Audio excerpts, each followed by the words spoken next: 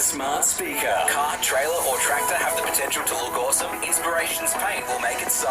Torquay Road, Pyalba. Hit News Briefing. Hey, it's Rosie O'Brien.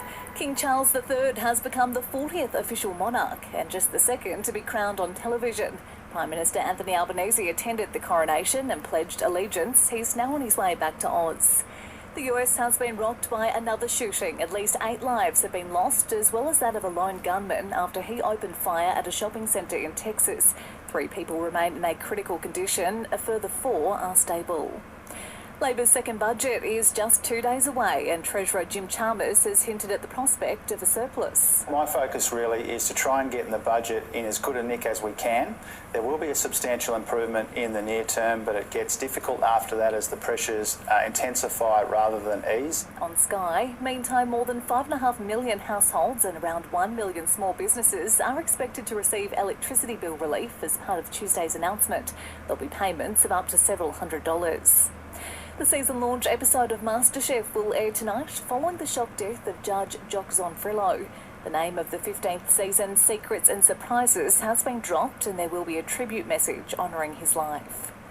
And one for lovers of wine, support is growing for a campaign to save the Aussie Prosecco. The federal government is considering changes to the Australia-EU wine agreement, which would mean that Prosecco will no longer be recognised as a grape variety, and Aussie wine producers won't be able to use that name on their bottles. Just shy of 6,000 people have signed a Change.org petition. Wherever the journey takes you, you can rely on Century batteries to take you there. Proudly Australian made since 1928. Visit centurybatteries.com.au. The final day of the NRL's Magic Round is underway, with the Dragons and Tigers in action at Suncorp Stadium right now. At last check, the West Tigers were 4 points ahead of St George Illawarra. Next up, it's the Roosters v Cowboys and the Titans and Eels to wrap up Day 3.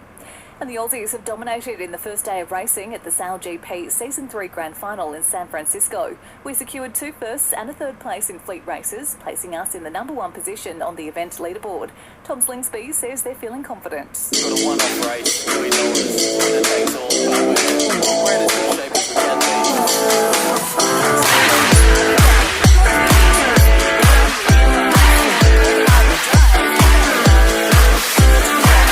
Remaining fine across the Fraser coast, getting down to an overnight low of 10 degrees in Maryborough.